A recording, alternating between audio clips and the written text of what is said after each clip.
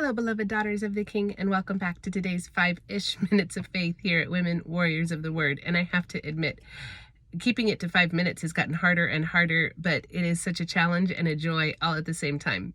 That's neither here nor there. It just makes me giggle every time I say 5-ish minutes of faith. But I want to talk today a little bit about the fact that God doesn't change, but God changes people. And you might be one of those people whom God has changed, and you might be one of those people praying that God would change someone. But the joyous truth is that we can rest on the fact that God himself never changes. He is the same yesterday, today, and forever. So when we choose to press into him, we can count on how he's going to respond.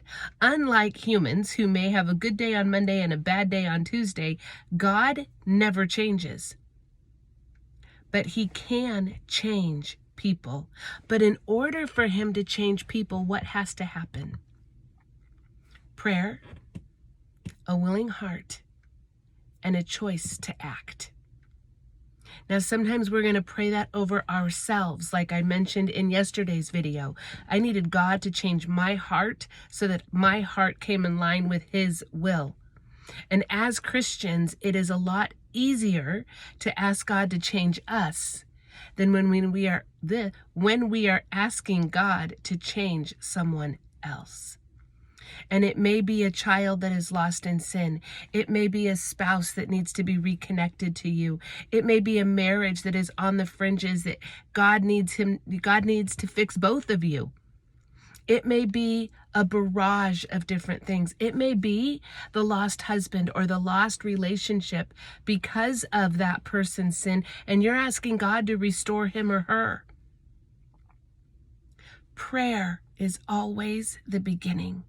Scripture promises that prayer avails much. Another prayer truth is that wherever two or more are gathered, there God is also. So when you need the comfort while you wait for God to move in someone else's life or in your own life, bring someone in with you into those prayers. Do not lose hope, because the willingness to change has to fall upon the other person. That's why I say it's easier to pray for ourselves, because we're in control of self. We can choose to fall in line with Christ, where other people, especially if you are praying for God to move in a non-believer, time is required for God to open up and soften their hearts. See, the Lord is constantly knocking. But what needs to happen is a chain of events that person will choose to accept Jesus Christ. Does that mean that they will? I don't know. But what we can rest our faith on is that God will constantly reach out to that person or persons.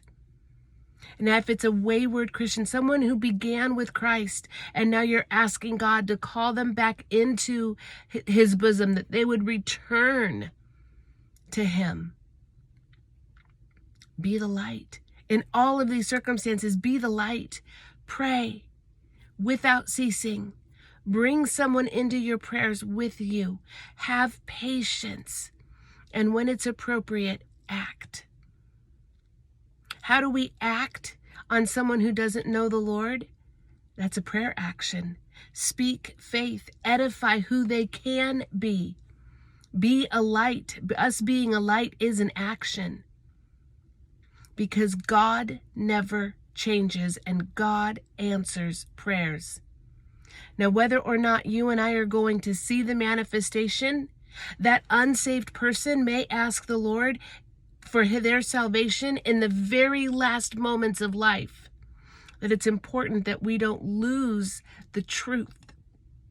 We may not see that miracle happen, but that should not lessen our faith in the fact that God never changes and God answers prayer. So keep praying for God to change you, for God to draw you closer to himself, for God to press himself and to reveal himself to those that you love.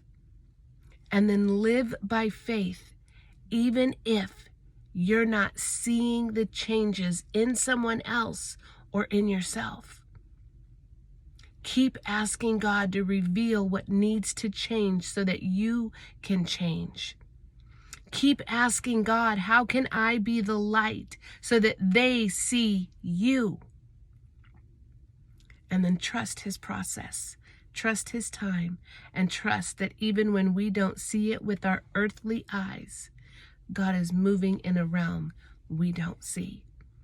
Keep praying for those people. Keep pressing in and praying for yourself. And keep walking by faith.